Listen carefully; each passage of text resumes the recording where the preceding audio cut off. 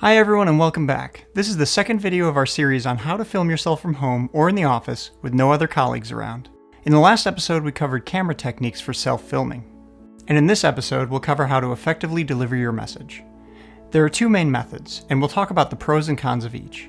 Oh, and by the way, step one is always get yourself a glass of water. Seriously, talking dries you out and the mic will hear that, and it's not pleasant, so start there. Anyway, the first style of delivery is what I'll call YouTuber style. It's just start talking and cut it all together later. More. And they had this idea of like customizing it, and I wasn't so into that. That kind of leads into my first point. My first point is transitions are more than just fancy edits. It's fast-paced, it's very phonetic, and it's all about jump cuts. Jump cuts, jump cuts. There's a jump cut. What's some jump cut? Jump cut! Jump cut, jump cut, jump cut, jump cut. So many jump cuts. Because that method means talking for half an hour or more to get 2 minutes of usable content.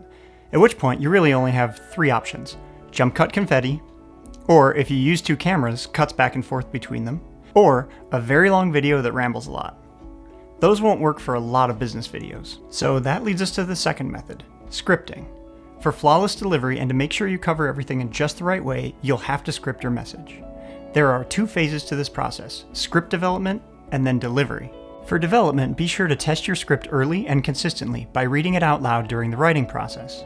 Until you get those words off the page and into your mouth, you really can't tell if they're going to work well on camera and with your particular style of speaking.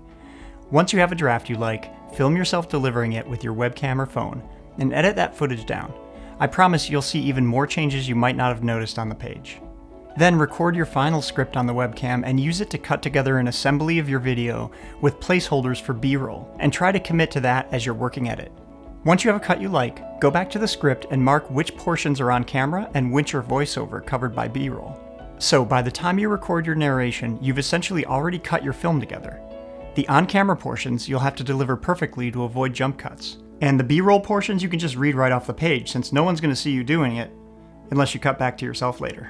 Now you're ready to film your final script delivery. There are two general methods. First, you can memorize it, or generally memorize it enough to wing it a little bit but still stay on message. And second, you can use a teleprompter. Before we get to tips on how to do each of these, let's figure out which is right for you. Trust me, even career on-camera personalities know exactly what they need to deliver a message, and it is always a different set of ingredients. So, now's a good time to get to know what kind of narrator you are on camera. Once you know that, you'll know which of these tools to use. To find what's right for you, try it both ways. First, start by recording yourself reading your script in the most convincing way you can. Then play it back and critique your performance. Some people just read more naturally than others. If your delivery comes off like a washing machine manual, maybe try memorization or working from an outline instead. Likewise, if you have trouble memorizing, sticking to a script might be your thing. Now, let's get to some tips for each of these methods. For memorizing, make sure to break up the narration as much as possible when you cut the assembly draft of your video. The longer the on-camera segments, the longer it will take you to memorize and deliver them without stumbling.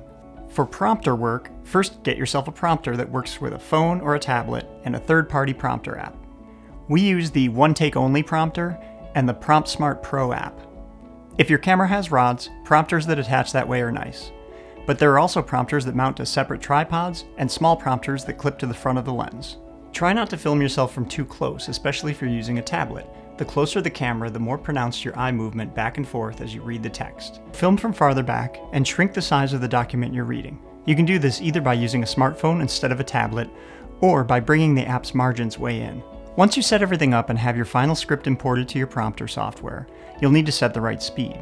This is just trial and error. Read a paragraph, gauge whether you feel like the prompter is rushing you or you're rushing it, and pretty soon you'll have your speed locked in. Some apps allow you to use your phone as a remote for the device in the prompter. This is handy, and some use voice recognition to scroll as you speak, but I find that can be jumpy and is more of a distraction than when the text scrolls by at a consistent pace. Once you're done, simply replace the temporary footage in your edit with your final read, and you're ready to go. This is all a pretty long process when you first do it, but once you figure out your style and decide which workflow is right for you, following these steps will save you lots of time and will make sure your video is clear and concise. Thanks for watching.